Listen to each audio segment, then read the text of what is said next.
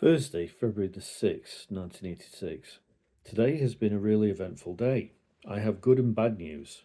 I was still sad over Grandma, and it was a terrible blow. I trudged up in the snow with 3 pairs of socks on to stop the blisters and walked up with Andrew. We went into assembly. Ellen sat next to me. Andy had his hair cut. Sawyer was on about the danger of throwing snowballs at vehicles. I talked about Back to the Future with Brian. After registration, we went to RE. Kenwood wasn't there. Latham eventually came up. Katie wrote down people's names who talked. Then Latham came in to say we could go home for the morning.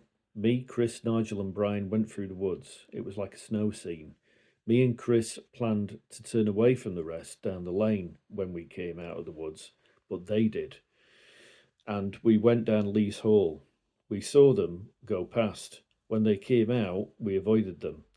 Chris stopped at my house. I explained my interest in astronomy. Maury came. We had some tea, watched Spitting Image, and played on the keyboard.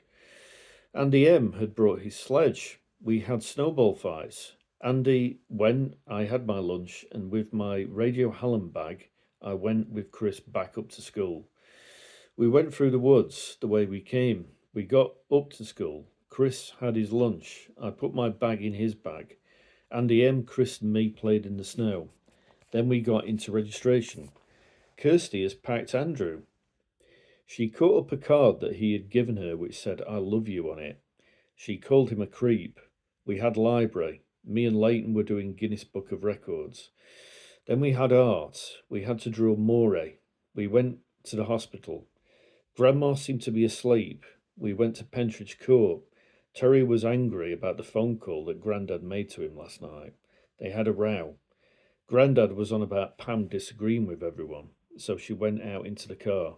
Terry calmed down. We came back and stopped in the snow at the Cross Size.